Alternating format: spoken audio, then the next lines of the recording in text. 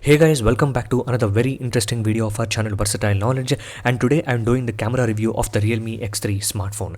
This phone has 4 different camera setups at the back and 2 different camera setups at the front. The first important camera at the back is 64 megapixel f1.8 sensor with PDAF. It is the Samsung GW1 sensor, a 12 megapixel telephoto lens with a 2x optical zoom and 20x digital zoom, an 8 megapixel ultra wide angle lens, 2 megapixel macro camera, and also on the front we have a 16 megapixel f2.0 sensor and an 8 megapixel ultra wide angle lens, which is actually useless in my opinion. It supports up to 4K 60 fps at the back and 1080p 60 fps at the front in terms of video recording. Now let's straight away go ahead and dive into the photographs that has been taken from the 16 megapixel primary pixel binned photographs. The camera photo samples from the 16 megapixel Realme's main camera is actually very good. It captures a lot of fine detail and processes it in a very natural manner. It does not have any artificial look to it. Even in natural lighting condition or in artificial lighting conditions, the camera photos actually perform very good and it does not actually disappoint you. With HDR turned on always, I was able to get some really good memories out of these lenses. The pixel binned images have a resolution of 16 megapixel and it actually comes with a file size of around 5 to 6 megabytes. Overall, the colors are universally likable with an accurate amount of saturation without going overboard.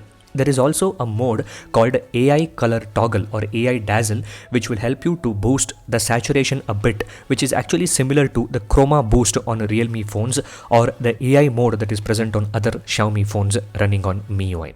Overall, the main camera performance out of this 16 megapixel camera is actually very good, and I'm actually liking the cameras in all the lighting conditions. As you guys can see in these samples, the representation of the skies, the representation of the whites, the white balance, saturation level, the contrast levels, the greens, the reds have come out to be very good out of this camera.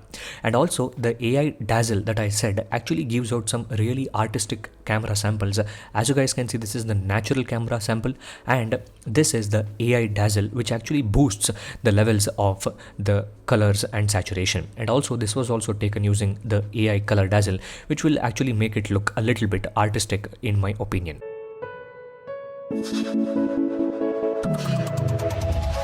Now let's talk about the 64 megapixel high resolution shots.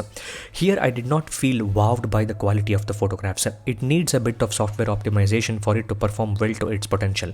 The 64 megapixel shot did not actually give a huge difference in terms of quality of the images. The sharpness saw a boost, the colors looked a bit flat and more natural. Other than that, everything else is same as the main sensor. I actually prefer the Poco X2's Sony IMX686 than this 64 megapixel shooter. Now let's talk about the zoom cameras that is present on this device. There is a dedicated telephoto lens of 12 megapixel resolution which gives really good 2x zoom shots, which is actually the optical zoom, and also the 5x zoom shots that I took on this phone are very good and really are usable. What I feel is that 20x digital zoom or even the 60x digital zoom that brands are pushing in 2020 is actually a bit of gimmick, because above 5x on this particular smartphone is absolutely unusable. They look too smudgy and there is no detail whatsoever above 5x.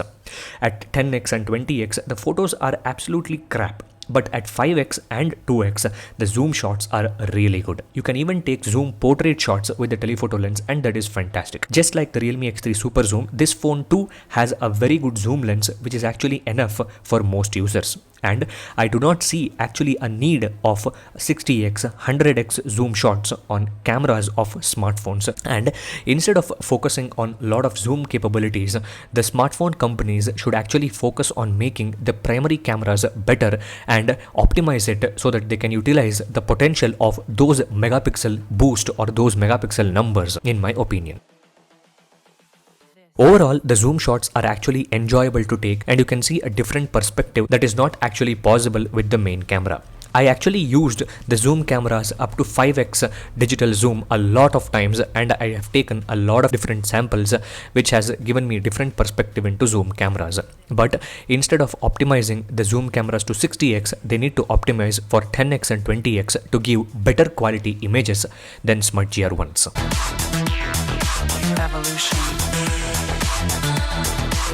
Now let's talk about something that I really liked with this camera, that is the photos of people. Realme X3 represents human skin tones very well. In previous Realme phones or in Xiaomi phones, what I have felt is the people's skin tones tend to get a little bit whitish or reddish or pinkish. But this has a pretty good balance between making you look good and the natural output that is needed from a smartphone camera. And also both from the front camera and the back camera, the photos that come out are really good. And I have taken some very good quality people photographs, edited them too to give an artistic look, as you guys might have seen from the clips that I have shown right now.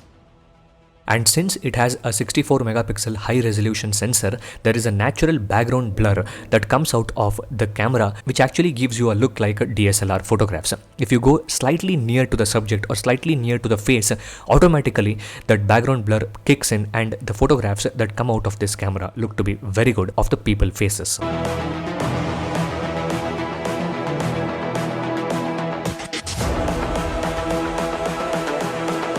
Now let's talk about the selfies of the Realme X3. The Realme X3 takes really good selfies with a ton of detail. The colors are pleasing and even there is a little bit of a pinkish or fuchsia tint on the skin tones and also the clothes that you are wearing. There is a lot of dynamic range and the HDR mode when turned on gives you really good quality selfies. But one thing that I hate the most in terms of selfies is the 8 megapixel resolution ultra wide angle selfie camera, which is absolute crap.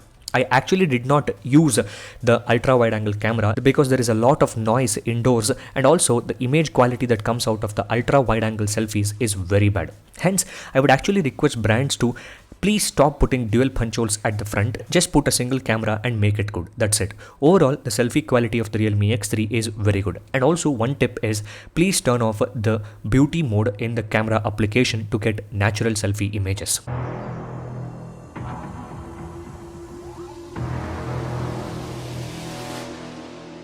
Now let's talk about the macro camera on the Realme X3. What would you expect from a 2 megapixel resolution sensor is what you get out of this shitty macro camera of the Realme X3. It takes really bad macro images.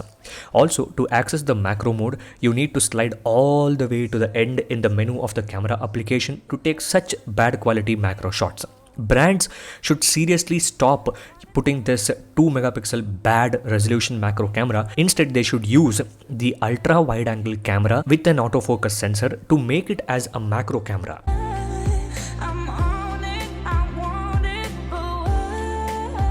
Now let's talk about the low light images and the night mode shots that come out of the Realme X3. As you can see, this was taken in the normal mode and the actual image quality is very good. There is a ton of detail that takes in even in the night mode shot. And with editing, you can take some very good quality shots that can be put on social media like this.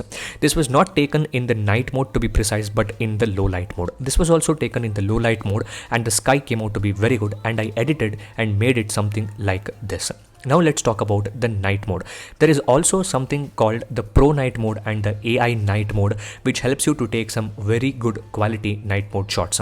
These were actually taken in completely dark condition. There was no light whatsoever and the colors come to be very good. These night mode shots are really usable. And there is also something called the tripod mode, which takes around 50 seconds and this is what the output of the images come out to be, and it is very good in my opinion. Use the tripod mode to take some very good quality night mode shots from the Realme X3 smartphone. The tripod mode is actually the real night mode. Instead of putting the night mode, they should have included the tripod mode and optimized it for a faster image capture. Some of the images that I have taken from the tripod mode have come out to be very good in the night lighting conditions. I actually tried taking the starry night mode shots, which actually takes around 4 minutes to capture the images of the sky and try to find the stars, but due to the cloudy weather, I could not actually capture the starry night mode shots. These are the two images that I have spent in the last week to take the starry night mode shots. The starry night mode shots take a lot of time, but I could not capture them because there was a lot of clouds. But overall, the night mode shots that came out of the Realme X3 camera is very good. And the tripod mode is the best in my opinion for the night mode photography of the Realme X3 smartphone.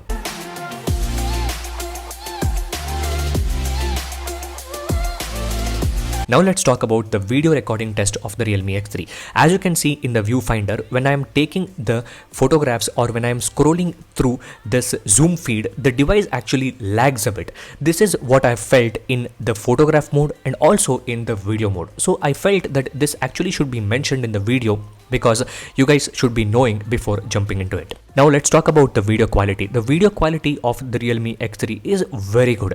The color representation, the saturation levels are very good. There is a boost in terms of colors. People faces actually look very good. And due to the large size sensor, there is a natural background blur and it gives you a really good feel.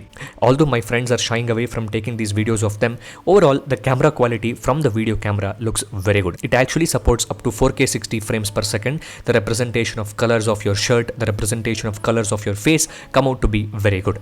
And I actually felt there is a red or pinkish tint in the 4K video samples, which I've seen on most of the 4K video samples of smartphones in this range. 1080p video samples come out to be very natural and very flat in terms of colors. What I feel is 1080p video samples is the natural skin tones or the natural color representation, but the 4K is what that shows the boosted or much more edited samples of the video camera. There is also something called the ultra steady mode or ultra stable mode, which actually helps you to take some very stabilized photographs. It is having absolutely zero shake and you actually feel like the camera is floating in the air when you take these videos from this 1080p mode. That ultra stability mode is actually supported only in the 1080p resolution. And also the representation of the leaves, the representation of the flowers in the 1080p video sample have come out to be very good in my opinion. And also the video quality of the front camera it's balanced. I do not actually use the microphone from the video recordings because the microphone quality of all the smartphones that I have used is utter crap. I do not use it for recording. Instead, I use a external microphone. Overall, the selfie video quality is very good. Even in the low lighting conditions, as you guys can see, the 4K video samples has come out to be very good. And also of the 4K video sample, even in the low lighting conditions, there is a bit of boost and there is a bit of over processing in terms of saturations and colors for my eyes. It might not actually look good for you guys, but that perspective is different to different people. And I've also shot a video sample in pitch dark condition. This is actually a pitch dark condition and there was no light whatsoever on the terrace that I've shot this video, and the video sample has come out to be pretty usable in my opinion. If you have some external light source, even in pitch dark conditions, you can take some very good quality video shots. So guys, that's it for the full in-depth camera review of the Realme X3.